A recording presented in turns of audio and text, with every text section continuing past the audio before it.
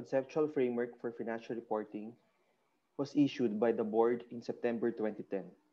Then it was revised in March 2018. So for the conceptual framework, we have 8 chapters.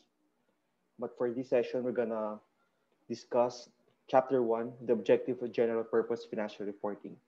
But prior to starting this, let us first discuss the status and purpose of the conceptual framework.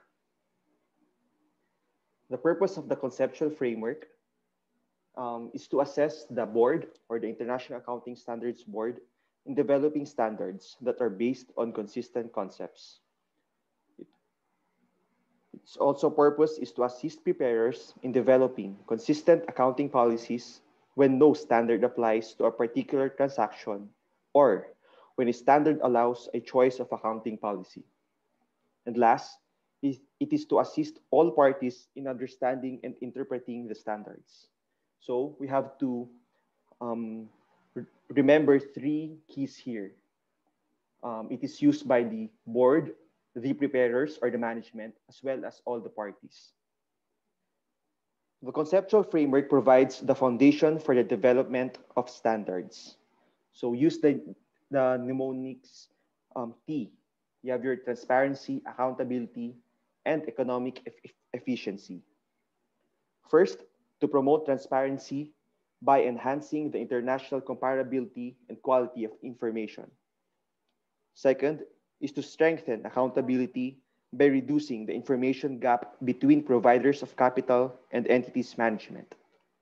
Last is to contribute to economic efficiency by investors to identify opportunities and risks around the world, thus improving capital allocation. The use of a single trusted accounting language lowers the cost of capital and reduces international reporting costs. The status of the conceptual framework. Please take in mind that the conceptual framework is not a standard. If there is a conflict between a standard and the conceptual framework, the requirement of the standard will prevail. The authoritative status of the conceptual framework is depicted in the hierarchy of guidance as shown below. First, rely on the IFRS or your International Financial Reporting Standards. Second, use judgment.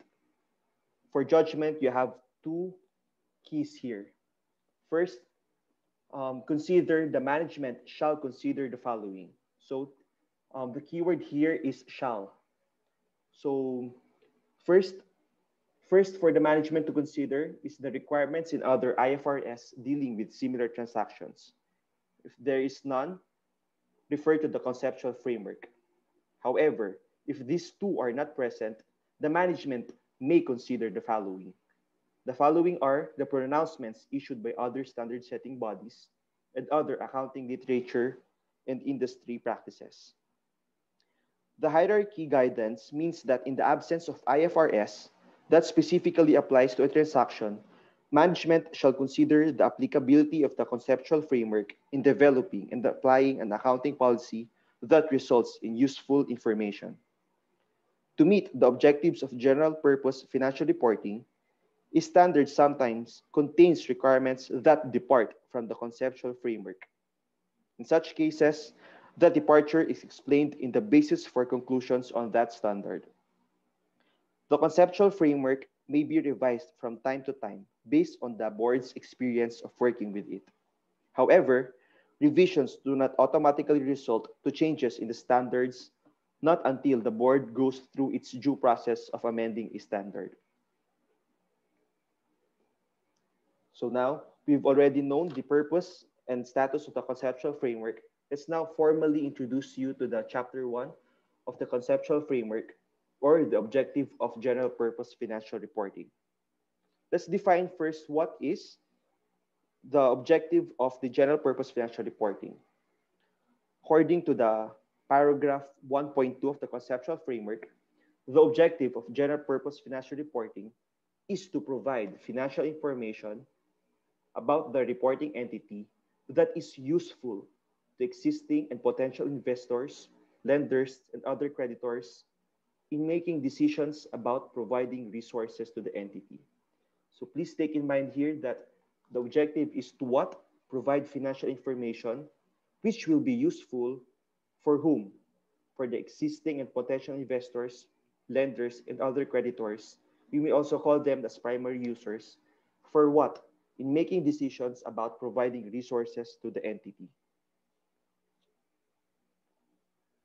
For this slide, we're going to tackle who are the primary users. So the objective of financial reporting refers to the following primary users. We have our existing and potential investors, as well as your lenders and other creditors. These users cannot demand information directly from reporting entities and must rely on general purpose financial reports for much of their financial information needs. Accordingly, they are the primary users to whom general purpose financial reports are directed to. Lenders refer to those who extend loans. So these are your banks and financial institutions. While your other creditors refers to those who extend other forms of credit. So these are your suppliers. The conceptual framework is concerned with general purpose financial reporting. General purpose financial reporting, or just simply stated as financial reporting, deals with providing information that caters to the common needs of the primary users. Therefore, financial reports do not and cannot provide all the information needs of primary users. These users will need to consider other sources for their other information needs. For example, the general economic condition and expectations, political events and political climate, and industry and company outlooks. The information needs of individual primary users may differ and possibly conflict. Accordingly, financial reporting aims to provide information that meets the needs of the maximum number of primary users. Focusing on common needs, however, does not prohibit the provision of additional information that is most useful to a particular subset of primary users.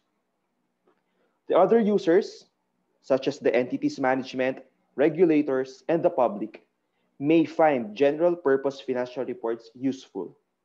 However, such reports are not primarily directed to these users. General purpose financial reports do not directly show the value of the reporting entity. However, they provide information that helps users in estimating the value of an entity. Providing useful information requires making estimates and judgments. The conceptual framework establishes the concepts that underlie those estimates and judgments. So those are your summary for your primary users. Next is your decisions about providing resources to the entity. The primary users' decisions about providing resources to the entity involve decisions on buying, selling, or holding investments, providing or settling loans and other forms of credit, or exercising voting or similar rights that could influence management's actions relating to the use of the entity's economic resources. These decisions depend on the investor, lender, or other creditor's expected returns. So an example of your expected returns is an investment income or repayment of loan. Expectation about returns depend on the assessment of the entity's prospects for future net cash inflows, as well as your management stewardship. For your prospects for future net cash inflows, these are the economic resources of the entity, claims against the entity, and changes in those resources and claims. For your management stewardship, this is how efficiently and effectively the entity's management has utilized the entity's economic resources. For your information on economic resources, claims against the entity, and changes in economic resources and claims, the general purpose financial reports provide information on the reporting entity's financial position, which are information on economic resources or your assets, as well as your claims against the reporting entity or your liabilities and equity.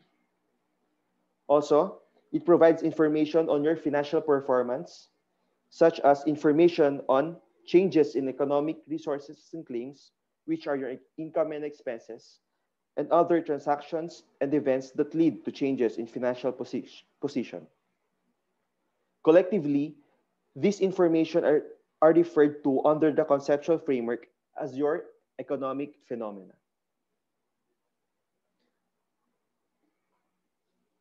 So let's discuss now your economic resources and claims.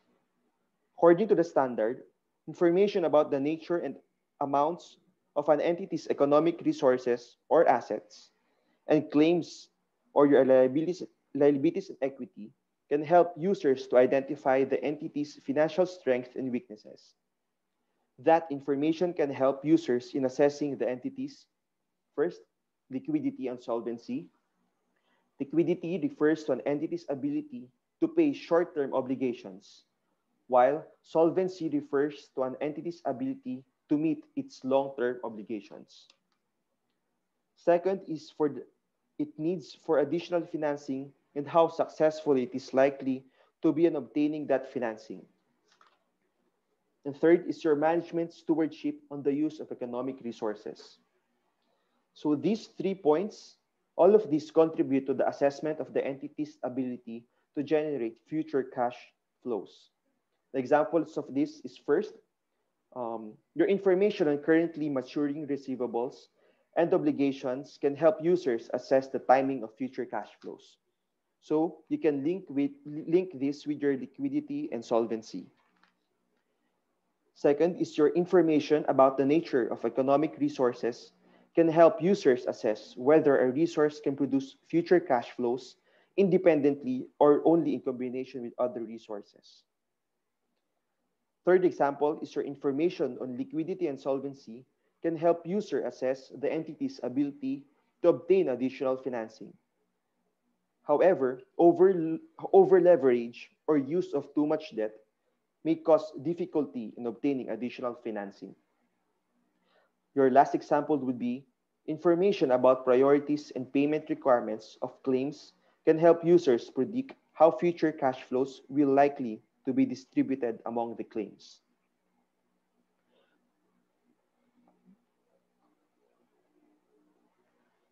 For your changes in economic resource and claims, these result from financial performance, again, which are your income and expense.